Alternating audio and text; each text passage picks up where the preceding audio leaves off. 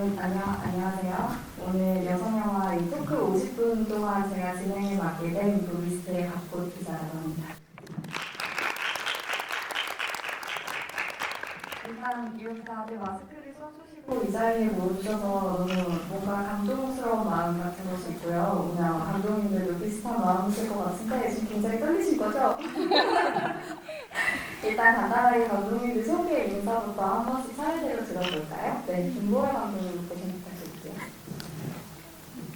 안녕하세요. 영화 결승을 만든 김보라입니다.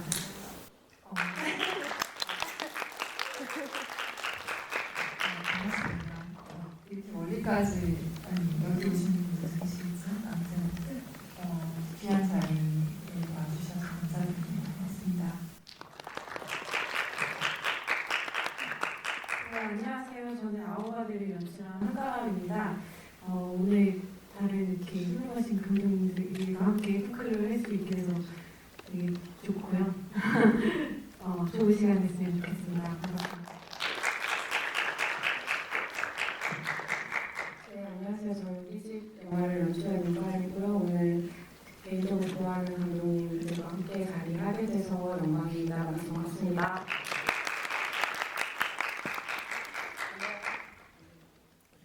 네, 안녕하세요. 저는 80년생 김지영 연출한 김도영이고요. 정말 귀한 시간 내주셔서 너무 감사합니다. 오늘 제가 너무 좋아하는 감독님들과 같이 하게 돼서 좀 떨리지만 그래도 다행이라고 생각하고 있습니다. 감사합니다.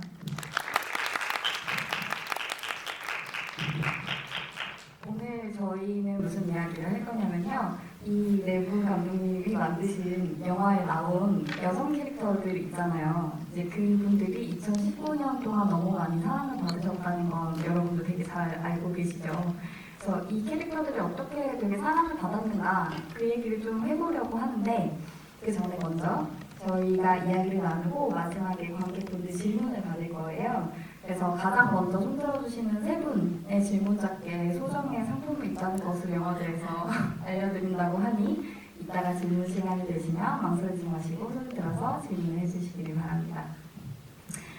오늘 토크 진행 방식은 이 얘기를 하기 전에 먼저 이 네 분 감독님들 영화 중에 한 편이라도 보신 분 한번 손 들어줄 수 있어요? 일단 한 편은 다 봤고 굉장히 좋아하시죠? 두 편. 거의 변동이 없어요. 세 편? 조금 줄어들었지만 한 반 정도는 다 세 편을 보셨네요. 대망의 네 편을 다 보신 분. 여러분 한번 들어보세요. 굉장히 많으세요. 이거 진짜 박수를 쳐드려야 돼. 이렇게 다 봐주시고 오시면 오늘 토크가 더 재미있는 게 오늘 무슨 얘기를 할 거냐면요. 이 감독님들의 영화에 나온 여성 캐릭터 중에 제일 마음에 들고 좋아하는 캐릭터를 서로 한 번씩 꼽으실 거예요. 상대방의 영화에서. 물론 주연뿐만 아니라 조연, 단역 캐릭터까지도 다 상관이 없고요. 그래서 이제 김도영 감독님이 누구 뽑아서 얘기를 해주시면 그 캐릭터를 실제로 연출한 감독님이 그걸 만들 때 뭐가 좀 제일 어려움이 있었고 또 어떤 것이 좀 두려움이 되었었는지 혹은 어떤 게 가장 행복했었는지 그런 얘기를 설명을 해주시려고 합니다. 재미있겠죠? 그리고 이 프로그램 하기 전에 지금 이 감독님들도 서로 누가 누구의 영화를 말할지 아무도 모르고 계세요. 그래서 혹여라도 내 영화 속 캐릭터가 나오지 않을까 굉장히 걱정을 하고 계시지만 저는 기대가 되는 바입니다. 그러면 이 이야기를 시작해 볼 텐데 네, 혹시 누가 먼저 이 이야기의 시작을 떼어주실 감독님 계신가요?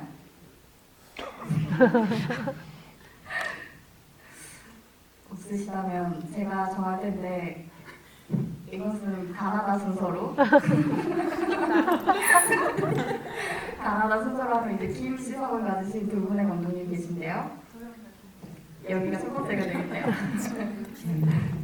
저는 각 영화마다 사실 정말 다 꼽고 싶은 캐릭터들이 있는데요.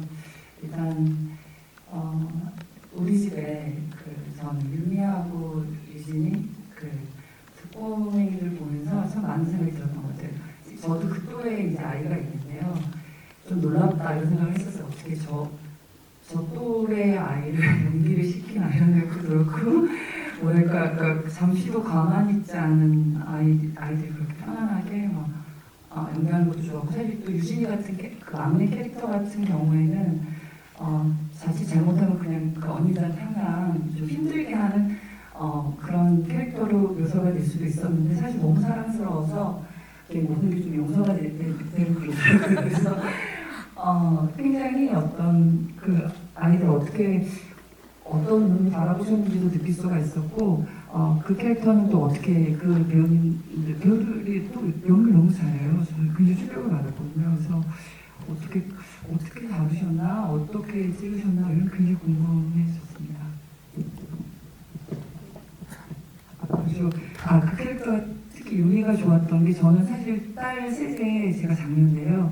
막내가 너무 어려서 거의 이제 제 여동생하고 둘이 좀 유년기 같이 보냈는데, 저는 유미 같은 언니가 아니었거든요. 그래서 보면서 그 약간 속 깊은 아이 이런 캐릭터에 굉장히 어떤 마음이 가고 또 존경스럽기도 하고 그런 마음이 들었었던 것 같아요. 예.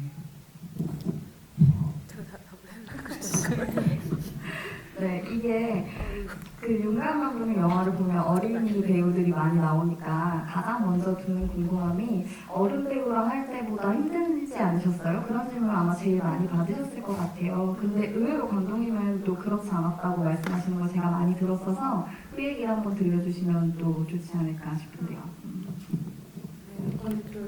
너무 의외로 되게 깜짝 놀라가지고 정말 기분이 좋네요. 엄청난 진짜 받은 것 같아서 기분이 되게 좋고, 그 유진이는 제가 제가 장녀고 이제 저는 남동생이 있었는데, 어떤 것들에 대한 책임지고 좀 고민을 속으로 삭히는 종류의 그런 아이였던 것 같아요. 그래서 저도 사실은 영화를 만들면서 하나도 하나인데 유미의 이걸 많이 하면서 좀 했던 점이 있었던 것 같고, 근데 또 이 유미는 이제 하나를 만나면서도 동생이 되잖아요. 근데 제가 어렸을 때도 제가 장녀다 보니까 동네 언니들과 사귀게 되면 그게 너무 좋더라고요. 이게 잠깐이라도 뭔가 의지할 수 있고, 여기서 어리광 아닌 어리광, 한 번도 부려본 적 없는 어리광을 좀 부려볼 수도 있고, 이런 점이 되게 좋았어서 이제 그런 걸 생각하면서 유미 캐릭터를 만들었던 것 같은데, 실제로 그 유미 역할을 했던 김시아 배우가 동생이 셋이에요. 이제 정말 언니, 누나고, 가장 어린 동생이랑 나이 차이도 굉장히 많고 이래서 그 동생들을 책임진다는 게 어떤 건지 저보다도 더 여실히 몸으로 마음으로 11년을 살아온 친구였고, 그래서 이제 그 친구랑 얘기할 때는 저도 어렸을 때 엔간히 이렇게 에너지니 같다 이런 얘기 많이 듣고 자랐는데, 그 친구를 이렇게 보고 있으면 저 속이 너무 깊어서 저는 가늠할 수도 없는 정도로 어떤 것들을 신경 쓰고 있고, 그거 이제 자라오면서 더 그렇게 만들어진 것도 있을 거고, 이 친구의 품성 자체도 굉장히 그 주변 사람들에 대한 배려나 혹은 이런저런 고민들이 있을 때 감당하려고 하는 것들이나 이런 것들을 봤을 때 저한테 또 다른 방식으로 또 자극이 오고 이래서 그 친구랑 같이 그 캐릭터를 좀 만들어봤던 것 같고, 유진이는 진짜 유진 그 역할, 이제 말씀하신 대로 정확히 그 지점 말씀해 주셨는데, 이게 언니들을 분명히 따라다니면서 어떤 미션들을 같이 해나가야 되는데 때론 언니들한테 방해도 되고, 요 선을 좀 잘 넘나드는 친구여야 됐는데, 그 나이 때 그거를 해줄 수 있는 배우가 사실 많지 않더라고요. 이거는 그냥 존재해서도 안 되고, 어떤 상황은 충분히 인지하고 이것이 연기이고 내가 해야 될 것은 정확히 알고 있는 상태에서 또 연기를 해야 되는 거라서 진짜 오랫동안 그 배우를 찾느라 애를 썼는데, 그냥 정말 가툭튀 해서 그 친구를 만나게 됐고, 그 친구 자체가 이제 외동이어가지고 언니들이랑 같이 있는 걸 정말 좋아했어요. 실제로도 되게 사실은 현장에서 되게 어른스럽기도 하고 참을성도 많고 했는데, 언니들이랑 있을 때 또 언니들이 끌어주고 하는 게 있으니까 거기서 나오는 굉장히 자연스러운 편안함 같은 것도 좀 있었던 것 같고, 네, 좀 그런 너무 횡설수설한 것 같은데 그냥 이런저런 상황들 갑자기 좀 생각이 나가지고. 네. 김도영 감독님이 꼽아주신 캐릭터를 용감 감독님이 이런 식으로 설명을 해주시는 흐름으로 가는 건데요. 이제 자연스럽게 이제 지목을 받으셨으니까 용감 감독님이 또 황영의 캐릭터를 뽑아보면 어떨까 아쉽네요. 네. 아, 네. 뭔가 저도 이렇게 하자고 하셨을 때 꼽고 싶은 인물이 너무 많은 거예요. 그래서 이 평창 오면서 정리가 잘 안 돼서 그냥 사실은 세 영화에 다 있고 공통적으로 다 이름에 0이 들어가는구나 이런 생각을 하면서 왔는데 저는 사실은 감독님께 말씀드린 적 있는데 그 한갈매니 아우바디의 그 자영이 정말 충격적으로 좋았던 것 같아요. 그러니까 그게 너무 뭐라고 설명해야 될지 모르겠는데 너무 이렇게 막아주면 안 되죠. 그러면 우리 네. 한가람 감독님의 영화에 나오는 자영이가 어떤 인물인지 조금 설명을 해줄까요? 제가요? 네, 제가 설명해볼게요. 네, 설명 한번 해볼게요. 아니 정말 충격적으로 좋았는데 그것은 어떤 면에서 너무 날아서 그리고 어떤 면에서 사실은 영화라는 게 2시간 동안 어떤 이야기를 전달해야 되다 보니까 인물을 본의 아니게 그 어떤 다양한 들쭉날쭉한 면들을 가공해서 이 인물은 이런 인물이에요 라고 설명을 하는 태도가 저한테 좀 많이 생겼던 것 같거든요. 근데 자영은 그 들쭉날쭉한 거를 다 보여주는 것 같은 느낌이었고 그러니까 이게 굉장히 안에 다양한 욕망이 있는데 그 욕망을 정리되지 않고 보여주고 그 정리되지 않은 게 바로 나라고 얘기하는 것 같았어요. 근데 그렇게 영화에서 말할 수 있다는 게 저한테 되게 놀라웠고 그게 저한테 충분히 설득이 됐었고 그리고 이제 정확히 그런 욕망들을 쫓아가면서 계속 한 발 한 발 앞으로 나가더라고요. 근데 저는 또 일상에서 내가 그런 순간들이 있었나 돌이켜보면 그건 또 나는 못 그랬던 것 같고 어느 지점에서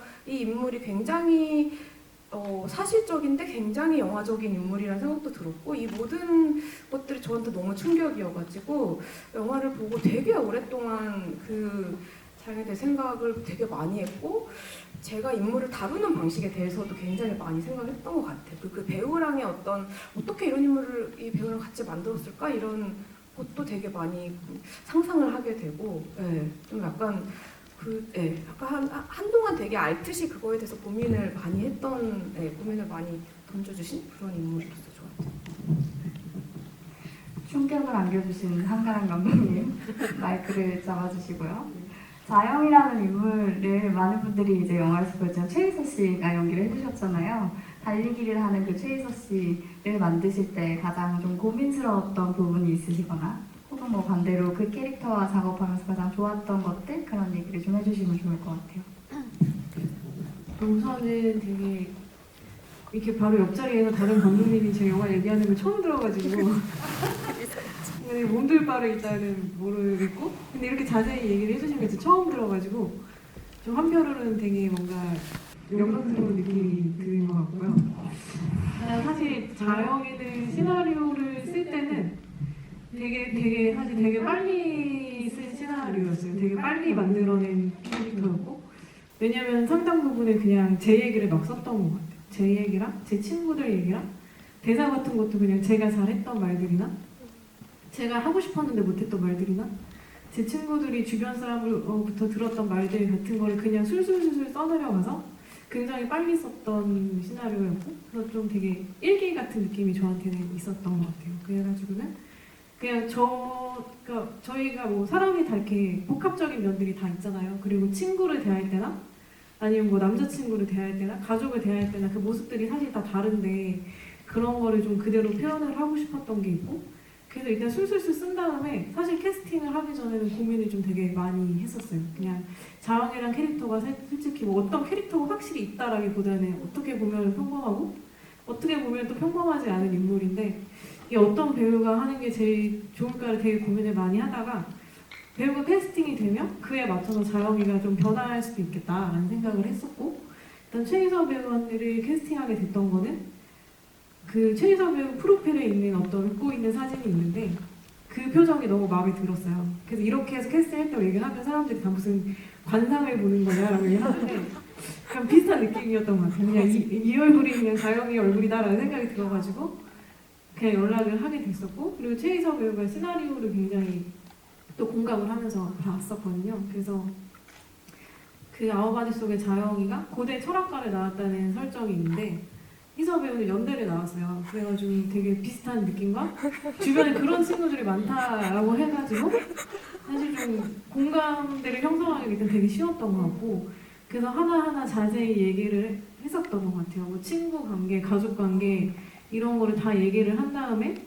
일단 희서 배우 본인이 자기랑 자영이를 되게 많이 비교를 해서 이런 부분은 이해가 가고 이런 부분은 이해가 좀 안 된다라는 식으로 얘기를 되게 많이 했었던 것 같고, 그리고 촬영을 시작했을 때는 사실 희서 배우랑 했던 얘기는 이게 어떤 캐릭터를 자기가 의도적으로 만들려고 하니까 너무 인위적으로 되는 것 같고 그게 힘이 더 드는 것 같고 그냥 나한테서 출발하는 게 좋은 것 같다. 그래서 희서 배우가 나는 그냥 나를 연기할 테니까 그게 자영이랑 너무 다른 부분이 있으면 그때만 얘기를 해달라고 해가지고 그렇게 해서 자영이가 또 만들어지게 됐습니다. 배우님과 감독님 사이에 그런 화학작용이 작품에 굉장히 큰 영향을 미치는 거를 이런 얘기를 들어보면 알 수 있는 것 같아요. 그죠? 홍가람 감독님은 이 분들의 작품 중에 이제 어떤 캐릭터를 뽑으실지 궁금한데요. 마음의 결정을 하셨나요? 저는 사실 저도 다 새 영화를 다 인상 깊게 봐가지고 되게 그렇겠죠? 다 생각을 해봤거든요. 그래서 지금도 사실 고민 중인데 저는 그러면은 옆에 웃고 계신 여러분 이렇게 순서대로 이렇게 짜여진 것처럼 이렇게 순서대로 하시는 건가요? 좋습니다. 그럼 바꿔서 그럼 다시 저는 벌새를 사실 부산 영화제에서 제일 처음 봤었거든요. 근데 그게 아마 첫 상영 그 국내에 살 때 첫 상영이었잖아요. 그리고 그때 아워바디도 그때 상영을 하고 있었는데 사실 되게 제 영화도 처음 상영을 하는 거니까 좀 되게 긴장된 상태였는데 벌새가 너무 궁금했어요. 그래서 굳이 혼자 가가지고 그걸 또 봤는데 되게 저도 좀 충격을 받았던 기억이 있어요. 그래서 아워바디를 만들면서도 벌새라는 영화가 어디서 탄생하고 있다는 얘기를 들었었거든요. 그래서 그런 얘기를 듣다가 제 눈으로 확인을 했던 그 순간이 아직도 기억에 남고, 그리고 저는 그 박지우 배우가 연기했던 그 얼굴이 굉장히 그 역할에 되게 뭔가 그 영화의 분위기를 만들어낸다는 생각이 되게 강하게 들었었고, 그래서 일단 제가 사실 같은 연출자로서 되게 궁금했던 거는 일단 캐스팅을 할 때 제일 중요하게 생각하셨던 부분이 뭔지 사실 그게 궁금해요. 어떤 면을 찾고 싶었는지 저처럼 이렇게 관상을 보시는 않으셔서 그 얘기가 사실 또 듣고 싶고, 그리고 또 하나 가벼운 질문 하자면 중학생이잖아요 주인공이. 그럼 그 의의는 커가지고 고등학생이 됐을 때는 어떤 것이 가장 큰 고민이 될까 라는 생각이 좀 궁금해서 질문 드리고 싶습니다. 일단 벌새 꼽아줘서 가랑분들 감사해요. 저 만약에 벌새가 없었으면 울고 싶었을 거예요. 감사하고요. 일단은 저도 근데 가랑 감독님이 그 희서 배우님한테 딱 느꼈던 직감적으로 느꼈던 거. 그 사실 뭐 농담처럼 관상이라고 하지만 저는 그게 에너지 같은 거라고 생각하거든요. 그러니까 저는 지우를 처음 봤을 때 너무 좋았던 순간이 오디션을 봤는데 이제 지우가 굉장히 행간을 잘 읽는 거예요. 그냥 벌새가 워낙 대사가 많지 않고 그 대사 사이에 어떤 무드가 되게 중요한 시나리오라고 생각을 했는데 그거를 굉장히 잘 호흡을 주고 읽더라고요. 왜냐면 다른 아역했던 친구들은 그냥 바로바로 호흡을 안 주고 읽었었거든요. 그래서 일단 리딩 할 때부터 굉장히 느낌이 좋았는데 이제 갈 때 오디션 끝나고 갈 때 제가 이렇게 배웅을 했어요. 문학부 안녕히 가세요 그렇게 했더니 지우가 갑자기 뒤를 돌아보더니 저한테 감독님 그래서 네 그랬더니 저는 볼매예요. 그러니까 다음 오디션에 꼭 불러주시고 여러 번 불러주셔도 좋아요. 이렇게 활짝 웃으면서 얘기를 하는데 저는 그게 너무 아름다웠었어요. 그러니까 우리가 다 욕망을 갖고 있는데 사실 한국 사회에 살면서 자신의 욕망을 되게 투명하게 드러내는 게 늘 부끄럽고 어떨 땐 수치스럽기까지 하잖아요. 근데 그 친구가 그렇게 자신이 주인공이 되고 싶은 어떤 그 마음을 그렇게 투명하게 드러낼 때 너무 전 사실 되게 감동적이었어요. 근데 그 친구가 현장에서 계속해서 그런 순간들이 있었어요. 이 아이의 그 투명한 열망 그리고 아주 많은 다양한 감정들이 저에게 이 친구랑 굉장히 깊게 연결되게 만들었었던 것 같고요. 그래서 그 첫 순간이 이 친구랑 정말 하고 싶다라고 생각했던 그 순간이었고 두 번째 질문으로 넘어가면 고등학교 때도 좀 비슷한 고민을 하지 않았을까 싶어요. 그러니까 이 한국 사회에서의 제도라는 것이 저는 인터뷰에서도 몇 번 얘기를 했지만 중고등학교나 뭐 대학교 모든 그 학교라는 기관이 사람을 되게 아프게 한다고 느꼈었거든요. 거기에 제가 항상 모자라다고 느꼈고 그래서 되게 면접을 보는 마음으로 학교를 다녔던 게 기억이 나요. 그러니까 늘 뭔가가 낯설고 내가 너무 열심히 하는 느낌이었고 또 중고등학교 때는 왕따라는 것이 항상 도사리고 있고 그런 것들이 저에게는 그 한국 사회의 중고등학교 때 기억 중에 되게 큰 부분이에요. 물론 되게 행복한 마음들도 있었지만 언제든지 그 무리에서 벗어날 경우에는 도태당하거나 왕따당할 수 있다는 거 그리고 실제로 당했던 그런 어떤 경험들이 되게 아팠었던 기억이 나고 월세를 쓸 때도 그 유년의 기억들을 좀 날것으로 보여주고 싶었었어요. 그래서 사실 우리들을 처음 봤었을 때 되게 그 영화가 반갑기도 했었고 그래서 좀 얘기가 길어졌는데 은희가 고등학교를 가면 저는 더 치열하게 그 제도 안에서의 고통을 느끼고 있었을 거라고 생각을 하고 그럼 대학에 가서는 저는 제 바람은 은희가 영재 같은 사람이 되려고 노력을 하는 그런 미래를 상상을 했었어요. 그래서 사람들이 영재가 미래에서 온 은희고 은희와 그렇게 대화하는 것 같다 이런 얘기를 했을 때 되게 반가운 해석이었던 것 같아요. 네, 그래서 김보라 감독님은 제가 이게 지금 순서가 되게 신기한 게 정말 이거를 이렇게 하려고 의도를 했었거든요 원래. 그러니까 사실은 전 하나를 꼽지를 못하겠었어요. 왜냐면 다 너무 좋은 캐릭터들이 많아서 제가 그냥 짧게라도 너무 시간 잡으면 안 되니까 하나씩 다 얘기를 하고 싶은 거는 저는 82년생 김지영에서는 지영이랑 지영의 언니인 은영이가 둘 다 되게 좋았어요. 지영이 같은 경우는 내가 방문하고 싶지 않은 나의 모습을 보고 있었기 때문에 되게 아팠고 은영이 같은 경우는 내가 되고 싶은 모습 혹은 그렇게 아닌 거를 아니라고 말할 때 그 태도가 되게 중요한데 은영이는 너무 기분 좋게 얘기하는 거예요. 그래서 되게 좋았어요. 그래서 은영이가 자찬하듯이 학교 애들이 나 되게 좋아해 그럴 때 정말 그럴 것 같았어요. 저도 학교 때 그런 선생님들이 정말 있었고 그런 선생님들이 저한테 되게 힘을 줬었거든요. 그래서 그 지영이와 은영이가 둘 다 그런 여러 가지 복잡한 그 맥락에서 되게 좋았었고 우리 집에서는 저는 하나가 정말 좋았어요. 제 주인공 이름 하나같이 하나는 그 하나 역시도 제가 좀 되고 싶은 모습이고 올해 제 목표이기도 한데 저는 올해 오지랖을 많이 부리고 싶다는 생각을 많이 했었어요.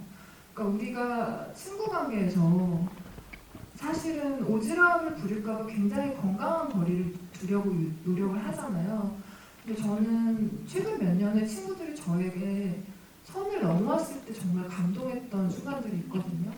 그러니까 오지랖일 수 있는 행동인데 그거를 뚫고 저를 위로해줬던 그 순간들이 되게 위로가 돼서 하나가 그렇게 그 자매에게 사실 어떻게 보면 오지랖일 수 있는 그런 행동들을 하는 게 너무 감동을 받았었어요. 그래서 되게 그게 되고 싶은 모습이기도 하고 아우바디에서는 자영이가 당연히 제일 공감을 받는데 사실 가은 감독님이 말씀하신 것처럼 저도 너무 자영이한테 이입이 많이 됐었어요. 그리고 사실 자영이가 어떤 선택을 하잖아요, 영화 속에서. 근데 그게 어떤 식의 비판도 있었는데 저 같은 경우는 사실 그것이 자영이를 굉장히 매력적으로 만들게 하는 부분이라고 생각했었거든요. 왜냐하면 우리 안에 욕망이라는 게 되게 불균질하고 또 그게 정치적으로 올바르지 않은 욕망들이 다 있잖아요. 근데 그거를 자영이의 모습을 보면서 되게 저는 공감도 했었고, 그리고 자영이가 근데 되게 건강해지고자 하는 사람이잖아요. 그 몸의 그것에서. 근데 그게 저도 되게 우울증이 심하고 이랬을 때 그렇게 몸으로서 뭔가를 풀어내고 싶어하는 그 욕망들이 되게 있어서 자영이가 그 운동을 하고자 하는 마음이 뭔지가 너무 와닿았었어요. 그 건강해지고 싶어하는 그 마음이 뭔지. 그래서 사실 각각의 대회 이후로 새 작품의 모든 캐릭터들이 좋았다고 이게 정말 정치적으로 대답하는 게 아니라 진심으로 그랬습니다. 네. 네, 이렇게 보라 감독님 혼자서 하나씩 다 뽑으신. 네, 좋았습니다.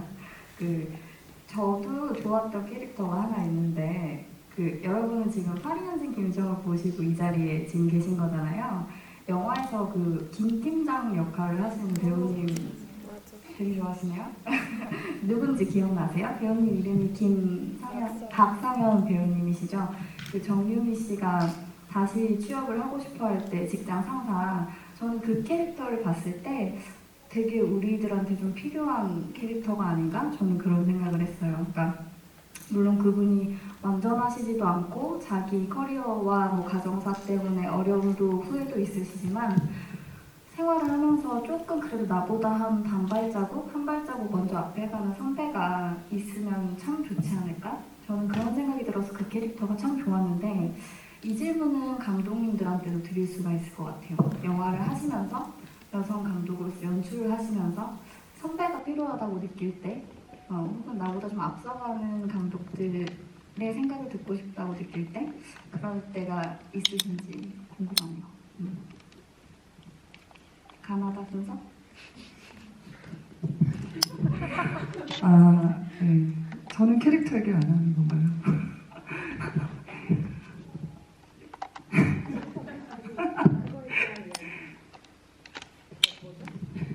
모르는 건가? 해설에 대한 이야기. 네, 그렇죠. 짧게 할게요. 시간 많이 없지. 저도 비슷하게 만들면서 느꼈는데, 지영은 뭐 당연히 그러니까 지영의 모습과 지영의 환경, 지영의 사회, 지영을 둘러싸고 있는 공기, 이건 사실 이제 우리 모두가 이제 느꼈던 것들이라서. 하지만 제가 가끔은 지영이처럼 스스로를 그냥 그 욕망이나 이런 것들에 대해서 모른 척할 때도 굉장히 많았고, 다른 거를 좀 돌리면서 나름 씩씩하게 이제 살고 있다라고 이제 믿기는 했지만, 사실 굉장히 마음 안에 그 욕망이라든가 이런 것들에 대해서 감추고 그걸 마주하는 순간들이 없었기 때문에 사실 지영이가 아프지 않았을까 이런 생각을 했었고요. 이제 은영이 같은 경우는 사실 그런 부분들에서 굉장히 좀 어떤 씩씩한 언니, 그리고 사실 제 주변에서 제가 닮고 싶어하는 분들이었고 그런 분들이 꽤 많았었던 것 같아요. 그래서 제가 그래도 이렇게 어떤 욕망을 선택해 오는 삶을 살 때 이제 그런 분들을 보면서 따라왔었던 것 같고, 그래서 저도 비슷한 경험인데 사실 캐릭터 오디션을 봤을 때 사실 공민정 배우님이 너무 솔직하게 얘기했어요. 그때 제가 다른 배우님들도 당연히 이제 그 역을 하고 싶어서 오셨지만 좀 어떤 분위기를 만드셨는데, 민정 배우님만이 저는 이 역이 너무 하고 싶어요 그러는 거예요. 그래서 제가 그렇지만 혹시 굉장히 작은 역이 돌아가도 될까요? 라고 했을 때 그래도 되지만 저는 정말 하고 싶어요 라고 하더라고요. 그 이상하게 저한테 그게 은영이 같다라는 생각을 했었던 것 같아요. 그리고 그렇게 욕망의 그 솔직한 어떤 순간을 보는 게 굉장히 저는 즐거웠고, 그리고 그 이야기를 너무 밝고 기분 나쁘지 않게 굉장히 유쾌하게 하셨던 기억이 나요. 그래서 문민정 배우님을 캐스팅하게 되었고, 제가 사실 저도 배우였었잖아요. 그래서 민정 배우님을 보면서 내가 그동안 왜 오디션에 떨어졌는가 이걸 좀 생각했어요. 그 욕망이 있지만 어떻게 하면 참 그랬구나 이런 생각을 하면서 자신의 영혼을 이렇게 순수하게 드러낼 때 그 어떤 건강함 이런 것들이 굉장히 저한테는 좋게 다가왔었던 것 같아요. 이 얘기를 그랬어요. 네, 잘하셨습니다. 그 국민청 배우님이 연기한 그 역할도 저는 김 팀장님이랑 비슷한 사실 역할을 해줄 수 있다고 생각해요. 뭔가 말하기 망설여질 때 이렇게 한 발자국 먼저 나가서 말해줄 수 있는 사람, 그런 존재가 아까 제가 필요한 것 같다는 말씀을 드렸는데, 그 19년에 이 감독님들의 영화가 정말 많이 사랑을 받기도 했지만 역설적으로 그게 계속 주목받았던 건 그동안은 좀 그렇지 않았다는 의미이기도 하잖아요. 그래서 이제 감독님들이 작품 활동을 하실 때 조금 더 동력이 필요할 때 좀 선배 영화인들의 이야기를 듣고 싶다거나 혹은 그런 교류가 필요하다고 느끼실 때가 있었는지 그런 얘기들도 좀 궁금한 것 같아요.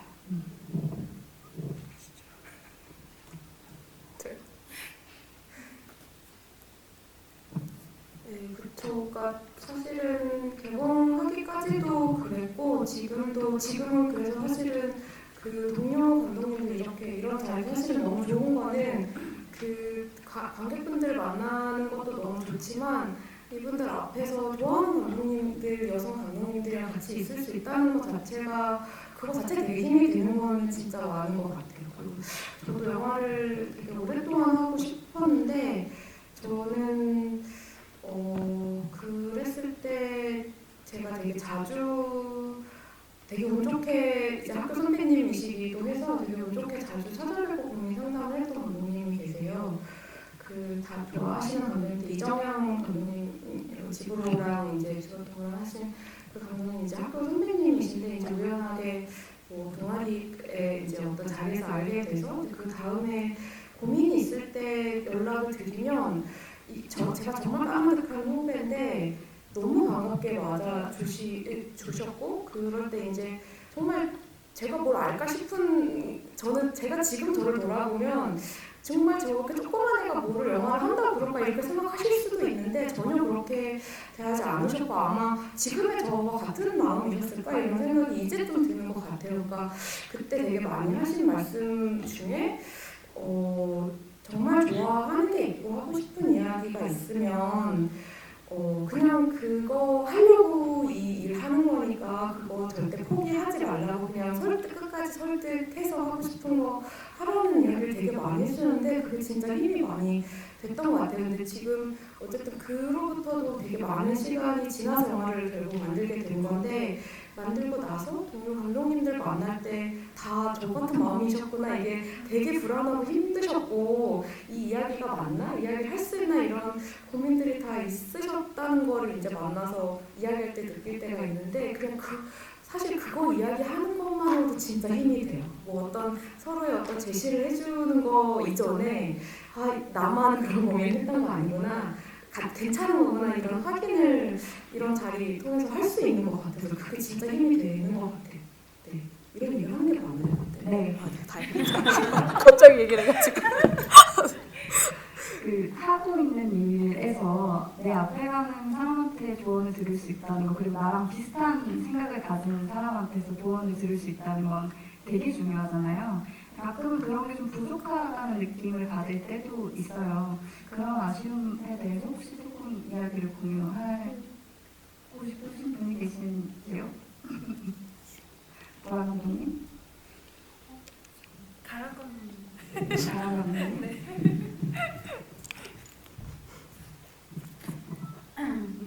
저는 근데 사실 영화를 되게 늦게 시작한 편이어서 영화에 전공하지도 않았고 아카데미 들어간 것도 30대가 넘어서 들어갔었기 때문에 영화에 대해서 좀 되게 모르는 것도 많고 그리고 제일 힘들었던 게 아는 사람이 없다는 거였던 것 같아요. 그래서 독립영화를 만들 때도 도와달라고 할 사람이 없어서 그게 되게 힘들었었거든요. 그래도 아카데미 작품이니까 아카데미 동기들이 같이 만들 수 있고 어떻게든 학교에서 스태프들이 보여주려고 노력을 하고 해서 사실 만들 수 있었던 것 같은데 제가 이번에 아카데미 졸업하고 나서 처음으로 있던 프로젝트에 들어갔는데 그러니까 약간 상업적이라고 할 수 있는 프로젝트에 들어가서 50분짜리 영화 드라마 중간 어딘가에 있는 뭔가를 만들었는데 그거를 만들면서 느꼈던 게 되게 학교라는 울타리 안에서 영화를 만드는 건 되게 쉬운 일이었구나 라는 생각이 사실 드는 거예요. 그때도 되게 힘들다고 생각을 했는데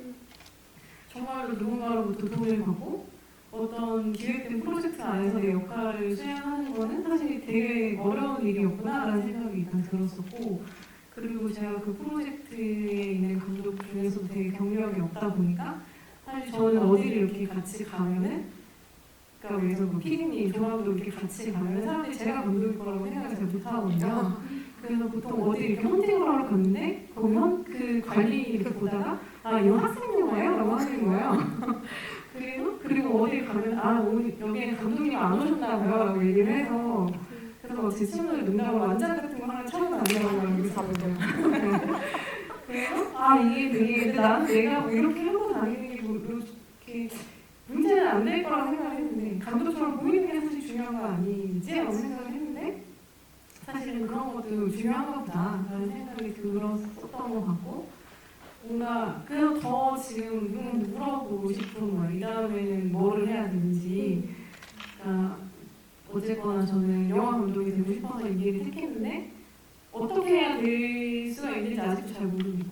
어떤 시나리오를 써야 되는지, 어떤 시나리오를 써야 사람들이 나를 믿고 이거를 지지해 줄 수 있는지도 사실 잘 모르고, 그래서 좀 되게 누군가에게 물어보고 싶다라는 생각을 최근에 또 많이 했던 것 같아요. 너무 공감이 되는 이야기네요. 사실 더 이야기를 들어보고 싶기도 하지만 이제 관객분들한테도 조금 이제 질문할 시간을 드리면 좋을 것 같아서 여러분 이야기를 들으면서 뭐 요거는 좀 물어보고 싶었다, 궁금하다 하시는 게 있으면 손을 들어서 알려주시면 제가 마이크를 전달 드릴 수 있도록 할게요.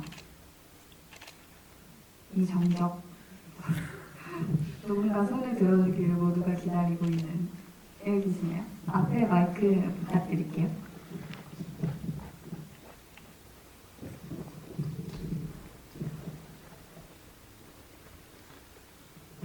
안녕하세요. 엑스트림목인데요. 김도영 감독님께도 질문을 하고 싶은데, 그때 82년생 김지영이 그 영화로 만들어진다고 할 때 되게 이슈가 되게 많이 됐던 걸로 기억을 하고 있고요. 그리고 정유미라는 배우가 여주인공 택했을 때 그때도 되게 이슈가 많이 됐는데, 정유미라는 배우를 어떻게 선택하셨는지 궁금합니다. 제가 선택한 건 아니고요.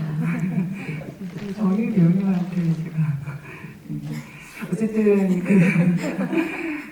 정유미 배우님한테 제가 알기로는 시나리오가 같고 유 배우님이 제가 하고 싶어 하셔서 만났고, 제가 유 배우님을 봤을 때 너무 맑아서 사람이 되게 안심했었던 기억이 나요.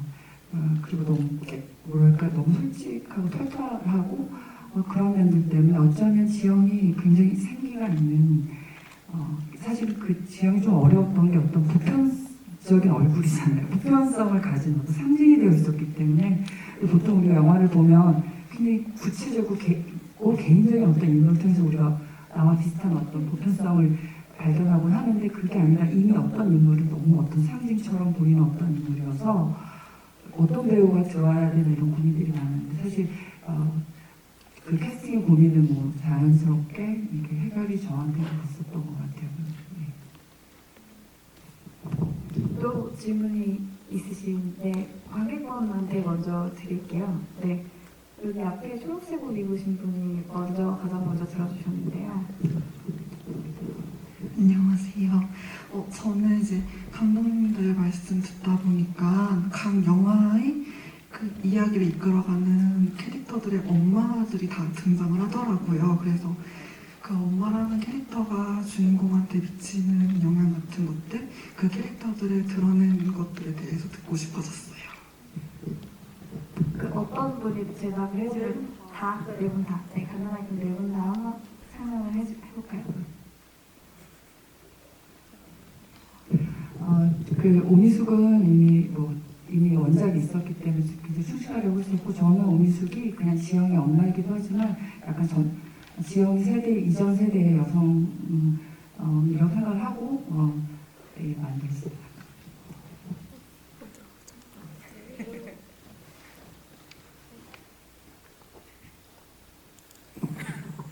저는 사실 엄마의 역할은 저는 자영이가 엄마로부터 좀 벗어나셨으면 좋겠다라는 생각이 있었던 것 같아요. 그냥 엄마가 가지고 있는 기대나 그런 것로부터 그냥 벗어나는 게 중요했던 것 같고, 근데 엄마는 또 엄마대로 자영이한테 기대를 가질 수밖에 없으니까 그냥 자영이가 엄마한테도 조금씩 벗어나는 과정을 좀 그리고 싶었던 것 같아요.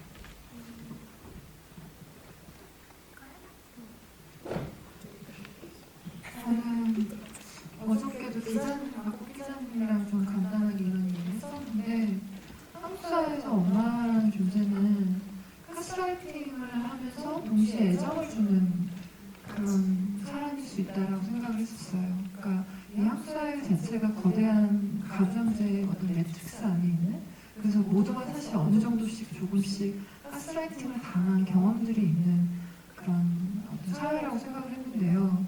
그 중에 엄마라는 존재, 그러니까 즉 가부장제에서 굉장히 공부하고 수행했던, 자신의 역할을 수행했던 여성이 엄마가 돼서 아이를 굉장히 사랑을 주면서 동시에 아이에게 가스라이팅이라던가 아니면 또 되게 상처를 줄 수 있는 말, 그리고 그 가부장제의 피해자가 될 수도 있는 아이에게 편을 들어주게 되지만 때때로 가부장제를 철저히 옹호해주는 사람일 수도 있는 굉장히 복잡한 포지션에 있다라고 생각을 해요. 그러니까 그거는 벌써 엄마뿐만 아니라 이 사회의 엄마들이 그런 복잡한 포지션 안에 있다고 생각을 했고, 그런데 그렇게 복잡한 포지션 안에 있을 때 그 한 개인을 나쁜 사람으로 몰지 않는 게 되게 중요했거든요.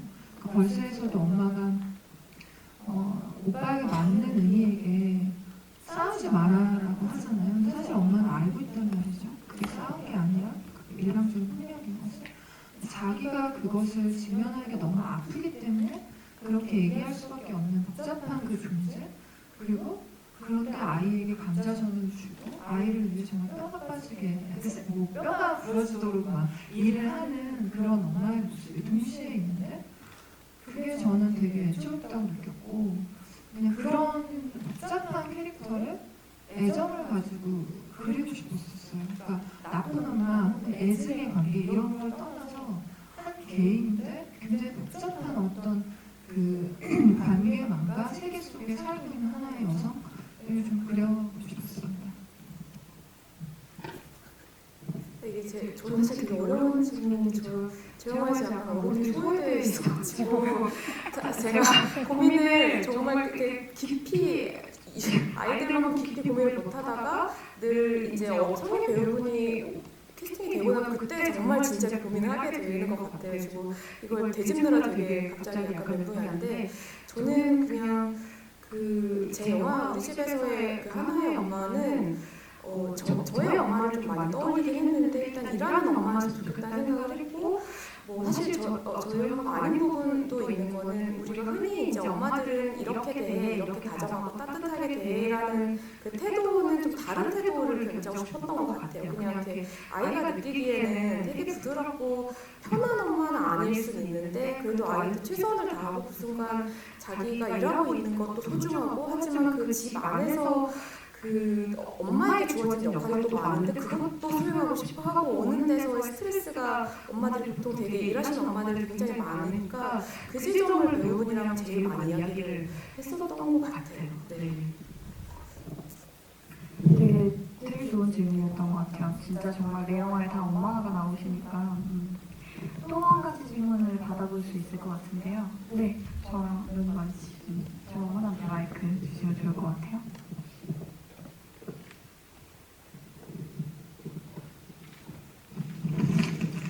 안녕하세요. 저는 윤강 감독님께 질문을 좀 드리고 싶은데, 제가 감독님의 우리들이란 영화를 학교 수업 시간에 처음 접했어요. 근데 그때 반에서 친구들이 다 울었단 말이에요, 영화를 보고.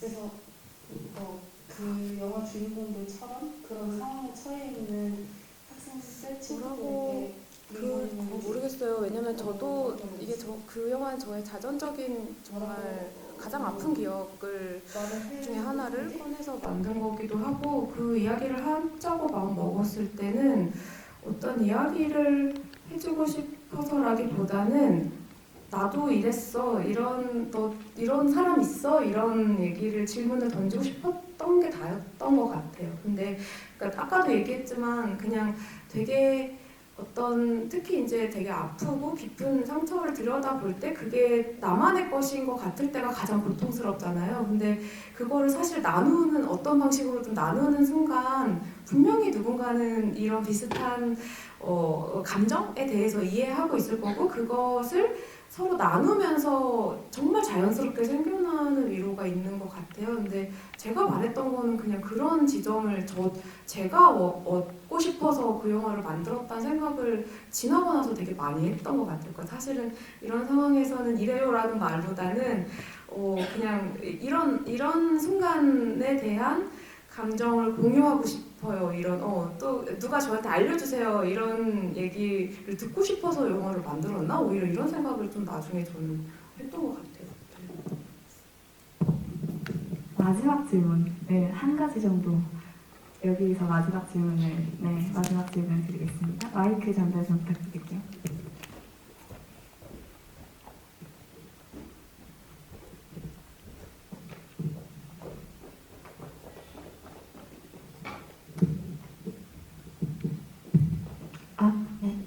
제가 감독님들 영화를 좋아해서 토크도 많이 가고 영화를 되게 열심히 봤는데요. 그 여성 창작자로서 여성 캐릭터를 만들 때 되게 필연적으로 자기 과거의 상처나 아픔 같은 걸 어쩔 수 없이 투영해서 만들게 되잖아요. 캐릭터를 조직을 할 때. 저도 여성 캐릭터를 쓰다 보니까 저도 모르게 제 옛날의 상처를 꺼내가지고 그걸 쓰고 있는데 이걸 어디까지 허락을 해야 될까? 어디까지 선을 긋고 뭔가 좀 객관적인 입장으로 캐릭터를 만들어야 되는데 너무 몰입해가지고 내 얘기를 쓰다 보니까 아무도 이걸 공감을 못하면 어떡하지라는 걱정이 들기도 하고 너무 개인적인 이야기를 굳이 영화로 만들어야 될까라는 피드백을 받으면서 고민이 조금 많았는데 감독님들은 캐릭터를 쓰시면서 그걸 어디까지 허락을 하셨는지 아니면 본인만의 선이 있었는지가 궁금해요.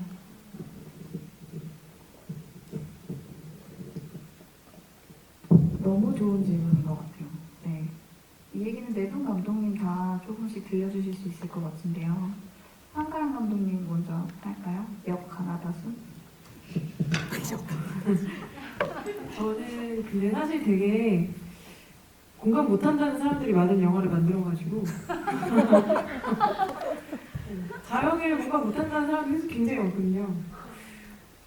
그리고 저는 근데 솔직히 말씀을 드리자면 아까 말했던 것처럼 자전적인 얘기였던 부분이 많고 제가 스스로 이 시나리오를 쓰면서 이 이야기가 그래도 한 단계 나아졌구나 발전했구나라는 느낌이 확 들었던 때는 내가 차마 못 쓰겠는 거를 썼을 때였던 것 같아요. 내가 이런 것까지 쓰다니 라는 생각이 들었을 때 영화가 한 단계 나아졌다라는 생각이 확 들었던 것 같아요.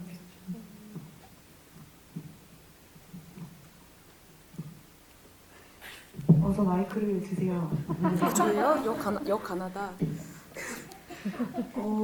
근데 너무 정말 중요한 질문 해주셔서 너무 감사한 게 저도 거의 동일한 것 같아요. 말씀하신 것처럼. 근데 이제 한계를 지어야 되나? 이제 갈수록 그런 생각이 들어요. 저도 되게 이게 그러니까 어려운 거긴 한데 그게 이제 자전적 경험을 그대로 어떤 신화할 때도 있지만 어떤 영감을 받아서 또 다시 재창조가 되잖아요. 이야기라는 거, 인물이라는 거는 감당할 수 있는 한은 내가 나를 재료로 쓸 수 있다면 너무 다행인 거고 그 안에 재료가 있다면 너무 다행인 거고 그거 안에서도 어떤 가치를 발견할 것인가가 결국 초점인 것 같고 그래서 이거 한계 없이 그냥 들여다보고 건지는 게 맞지 않나 저는 갈수록 그 생각이 들고 방금 말씀하셨던 것처럼 저는 반대로 이게 솔직하지 못한 제가 제 영화를 볼 때 어떤 장면에서 내가 좀 더 갈 수 있었는데 솔직하지 못했구나 이렇게 볼 때가 있어요. 그때 되게 많이 이제 고칠 수가 없으니까 그게 되게 많이 아쉬워지고 저때 내가 좀 더 용감했더라면 그게 아프지만 좀 더 들여다보고 어떤 것을 더 깊이 건져 올렸더라면 너무 좋았을 텐데 이런 생각을 좀 뒤늦게 하는 측면도 저는 있어서 앞으로 그래서 사실은 그 아우바디 자영이 저한테 그런 면에서 좀 그 당시에 자극을 더 많이 줬던 것 같고 앞으로도 더 그런 것들을 보고 싶고 다른 분들 영화에서도 보고 싶고 나도 그렇게 됐으면 좋겠다 이런 생각을 요새 제일 많이 하는 것 같아요. 네.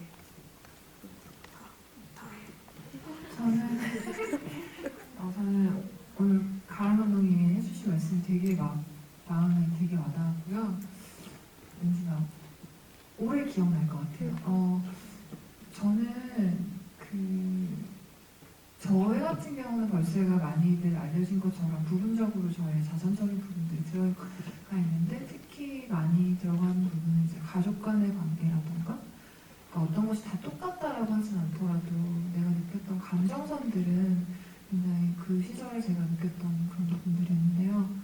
원칙은 저는 그러니까 미움이 남아있지 않을 때 이걸 표현하자였었어요. 그래서 저는 벌새를 하면서 그 어느 때보다 가족들이랑 대화를 많이 했고 명상도 많이 했고 그 어린 시절 재방문했고 그래서 가족들을 진짜 사랑하게 됐어요.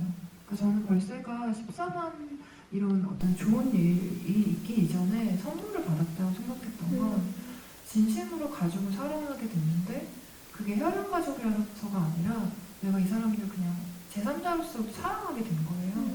그게 저한테는 되게 기쁜 일이었고 그거는 앨리스 백델이라는 만화가 역시도 자선적인 어떤 만화를 그릴 때 그 사람들을 미워하고 복수하고 싶은 마음이 있으면 하는 게 아니다 이런 말을 했었을 때 저도 되게 공감했었어요. 그러니까 온전히 사랑할 수 있을 때 근데 그 사랑하면서도 내 고통을 들여다볼 수 있다고 생각하거든요. 근데 그들을 묘사함에 있어서 사랑할 수 있을 때 하자 그게 제 어떤 결심이었던 것 같아요.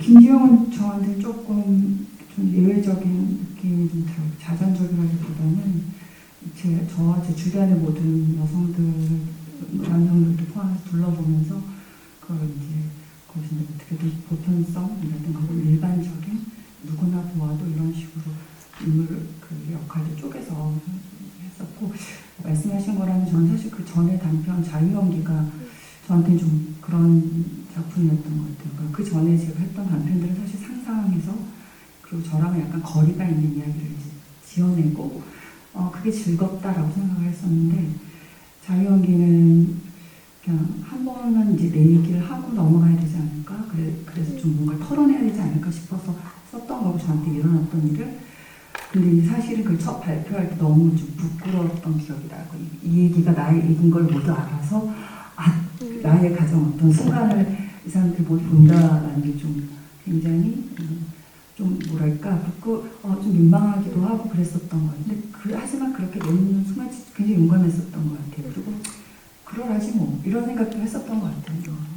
너희는 나의 일기장을 보려 뭐 이런 느낌이 들고 나는 그런 일이 있었어 라고 생각했었던 것 같아요. 그리고 근데 의외로 제가 영화를 틀고 가장 놀랬던 거는 자유연기 관객상 좀 많이 받았거든요. 근데 이게 너무 제 이야기라 사실은 그게 사실 굉장히 특수 직업군 여자의 이야기, 배우의 이야기였거든요. 그래서 이걸 이렇게 많이 공감할 거라는 생각을 못했었어요. 근데 많은 분들이 이제 공감해 주시는 걸 보면서 저도 그 생각을 했었던 거예요. 더 용감하게 더 바닥까지 내려갈 거 이런 생각을 했었던 것 같아요. 그럴 용기가 있어서 얼마나 좋았을까 이런 생각도 했었고 그리고 다른 친구들 작품을 볼 때도 항상 자신이 드러날 때 사실 굉장히 아름답다는 생각이 많이 들어요. 그래서 쓰실 때 항상 자기 이야기 쓰는 거에 대해서 주저하지 않고 정말 끝까지 가보시는 게 좋지 않을까 이렇게 생각합니다. 여러분, 네. 그 마지막 인사하실 시간은 사실 제가 쪼개서 마지막 질문을 기회를 드려서 인사를 간단하게 생략을 하고 이제 여러분 마무리를 해야 될 시간이라고 합니다. 오늘 궁금하신 점을 많이 나눠 가셨는지 모르겠는데요. 시간 내주셔서 감사하다는 말씀 드리고요. 오늘 여기 시간 같이 내주신 분들 위해서 박수 같이 드리면서 마무리할게요.